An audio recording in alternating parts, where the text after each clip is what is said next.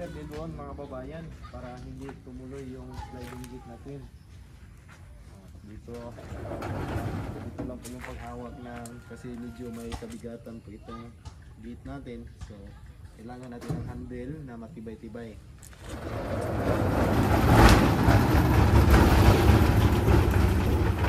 Naingay po itong mga babayan kasi marami pang mga buhangin sa baba. Linisan natin. Matatamaan ang gulong.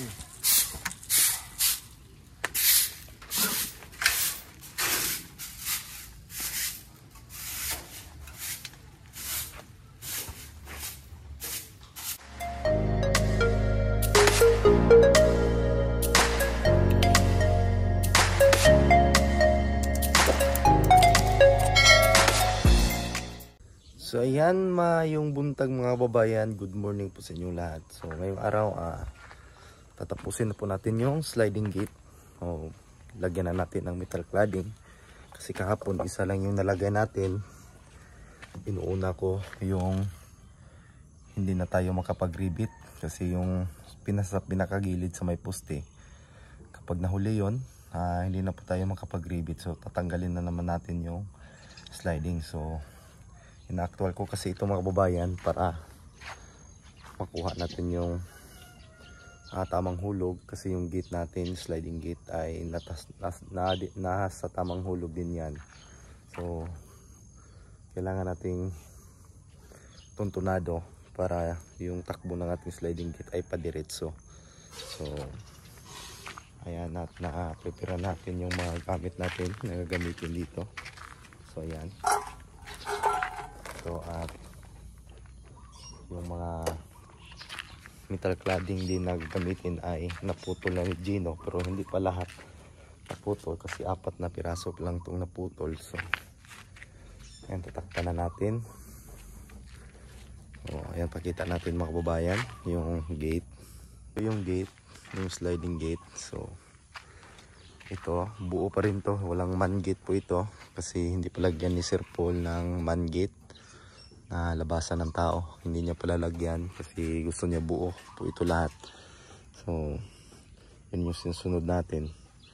So ito, nilagyan natin ng ganito mga kababayan. Ito po yung tawag na flat molding at ilalagay po ito sa mga kantuhan, sa mga dulo ng mga metal cladding. So ayan, sana kung mayroong rivet sana na brown, mas magbuti sana para hindi makikita itong mga ganito. So ayan, naka 45 na yan doon sa dulo. Yan o. So yan, ito mga madumi-dumi. Yan, linisan natin ito pagkatapos punasan natin to para maalis po itong mga dumidikit na mga dumi, yung mga alikabok na dumidikit. So katulad din dito sa itaas, ayan, mayroon ding flat molding. So double wall po ito sa labas at sa loob. So ayan. So ang mangyayari dito, ito po yung magiging design sa itaas. So at dito naman ay diretso po hanggang dito yung metal cladding. So ayan. At yan, mintras maaga pa, hindi pa masyadong mainit yung sikat ng araw, tatakpan natin to ng metal cladding kasi tuyo na po yung pintura. Ayan. At review na lang tayo mamaya, retouch na lang tayo kung may i-retouch. So dito kailangan ko maglagay dito ng, sabi ko tulad kahapon, na lalagyan natin yung ng parang kalo dyan sa itaas. So itong mga lock natin na higos na to, kulang na lang nito is yung lagay ng matibay. Titibayin natin to mamaya. So ito, para hindi mapigtas pagdating ng katagalan. So yun lang, at mag-uumpisa na po ako sa paglagay ng metal cladding. Madali na lang po ito mga babayan kasi kabit na lang po tayo.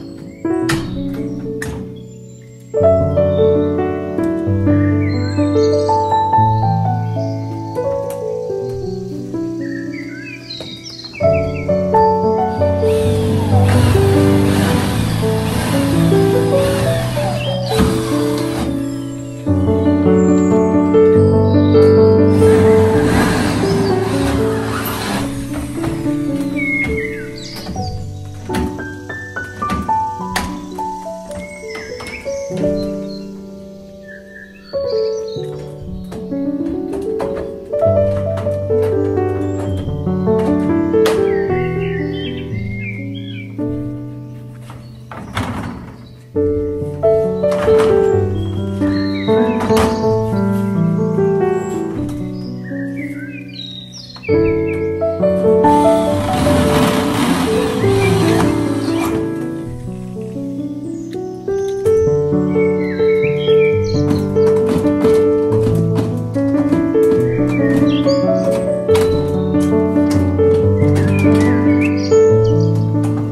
hapon mga kababayan at magandang araw sa inyong lahat. At kumusta po yung araw nyo dyan sa Luzon? Sana wala ng bagyo. So ngayon papakita na natin yung sliding natin nga natapos na mga kababayan. So at shout out pala kay Rosana Ibanez ng Ma'am Rosana Ibanez at kay Alex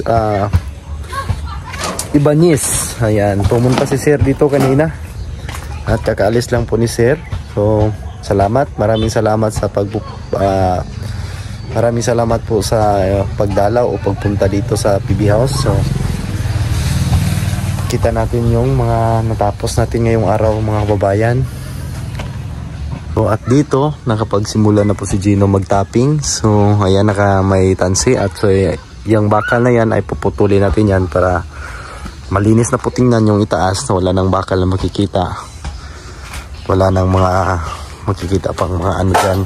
So dito nakapag-umpisa na din siya dito. At pati dito yung poste dito, ayan, at naayos na din. So yan, napakalaki po. At kasi paslanting po ito dito, kaya paslanting din yung ano natin para pantay po sila doon. At dito pantay din. So ayan, yan po yung nagiging poste dito sa may metro. So at itong sliding gate, so ayan, tapos na po siya mga kababayan. Ayan, natalagyan na natin ng flat molding yung mga gilid. So ito po yun, ito yung flat molding. Ayan, so at pinapatuyo pa lang natin ng konti yung handle para mahawakan na natin. So ayan, so maganda po siya mga kababayan. At ako lang po yung nag-design nito. So yan, so para siyang man gate, pero hindi po ito man gate kasi hindi palagyan ni Sir po ng man gate dito. So yan, wala pong man gate dito sa main gate. So yung man gate ay nandoon at dito wala, nakasirado po ito. Ang lalabas lang po dito is yung sasakyan. So ayan na po siya mga babayan. At try nating itulak. So magpa-video tayo ni Junjun. Video ko John. So ayan, video po tayo para makita nyo po yung sliding natin. So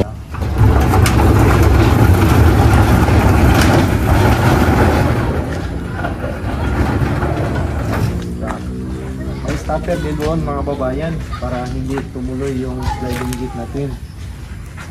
Dito lang po yung paghawak ng, kasi medyo may kabigatan po itong gate natin. So kailangan natin ng handle na matibay-tibay.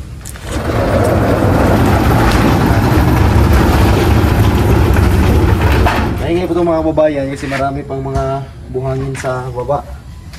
Linisan natin. Matatamaan ang gulong.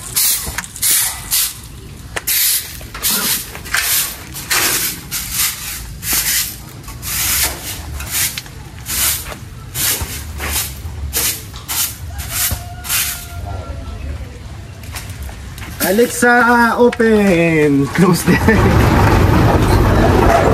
At dito, ayan yung sinabi kong parang kalo niya. Ito po yan.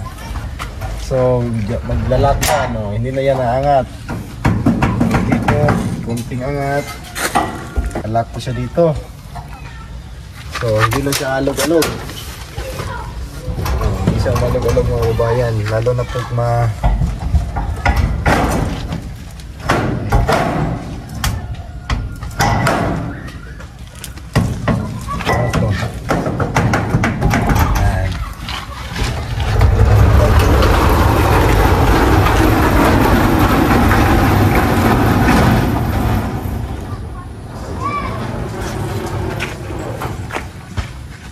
lalo na po dito ng babayan, talaga hindi po siya aanog-anog. Ayan.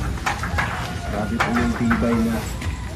Kasi dalawang bearing po anong doon. So yun lang mga babayan at maraming salamat. So ganun po yung ano natin, sliding. Ayan. Tagong-tago po siya. Tapos na din at ito na lang gagawa at nakapagsukalo na din si Junjun dito kanina. So yan. At ito yung magiging grahe dito. So ito na lang po yung gagawin at yung mga pagtatapping dyan sa itaas para magiging matuwid na yung itaas ng ating pader. So na kapi-kapi no. Kawan og suman. Suman, ayan. Merienda time. At ano na, hapon na dito, malapit na mag alas 5. So wala na kaming overtime. Hindi na kami mag-overtime ngayon kasi ito na natapos na. So kailangan lang ko lang gawin dito is yung floringan ko po ito dito. At pati dito, pababa hanggang sa may grahe. So andyan na po yung mga abang. Ayan. May mga kabilya na po itong abang. At nakatali dito sa nagiging bakal natin. So ilalim nito, nilagyan natin to ng bakal para matibay kasi sasakyan po yung dadaan dito. Kailangan natin na matibay na guide ng ating sliding. So yung sliding natin mga kababayan, grabe mabigat po siya.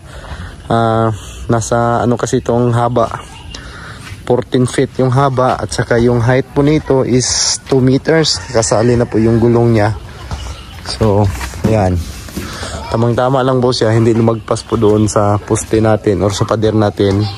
Hindi siya makikita pag sa labas. So, ayan. Hindi mo makikita. Walang nakataas doon. Nakababa po siya. Yan, yung ano niya. So, kunti na lang ang gagawin at matatapos na po tayo dito. So, kagandahan dito ay hindi na tayo magbubong. So pagkatapos natin ditong mag-asintada, lalagyan natin ng floor beam or top beam sa itaas para matibay po yung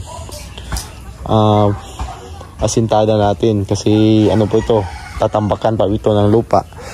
Pero hindi ito nakalibil dito mga kababayan, hindi natin ililibil kasi napakataas po pag nalibil yun. Handon po yung yung kahoy na yan, yung butterboard na yan.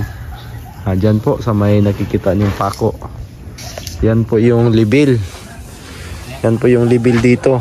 Kaya kapag desisyon na hindi na lang ilibil, so pababa, pa-slope siya lang ng konti para hindi mawala yung view ng PB house. So yun lang po yung pagiging design. Pero wala namang problema doon kasi yung tubig dito ay hindi naman makapasok yung tubig na galing sa daan kasi ito nakailibit po ito dyan sa daan. So ito nakailibit po ito siya. So at gagawin natin flooring dito ay pa-slope tayo papunta doon sa daan, sa karsada or sa may simento. Dyan pa-slope po tayo doon. So yun lang mga babayan at malapit na talaga tayo dito. At itong saging na ito, sayang. Pero maano po to, masira po yung saging to. Bagnol kung tawagin dito sa amin. Ayan. Tibagnol. So yun lang po mga babayan. Yun lang po yung kakayanan natin dito. Yan sa paggawa. Ayan po. So yan po yung sliding na ginawa natin. So bali 3 araw no? 3 ka adlaw din Gino, himo. 3 ka adlaw, 3 araw po na ginawa ang sliding. Kasali na po yung pag-install. Ayan. So grabe mga babayan no? Laki ng sliding dito. Ayan. So yun no? Ayan. Komportable po sa paghawak mga babayan. Ayan. So at natin. So yung maingay kasi may mga bato-bato sa ilalim na matamaan ng gulong. So yun. Lagyan natin yan ng langis para maging madulas. So yun lang mga babayan, maraming salamat ug amping mutanan. God bless ug salamat sa inyong panonood ng aking video. Ayan, thank you so much sa pagsuporta ng PB Panday. Ayan, amping mutanan mga babayan. God bless.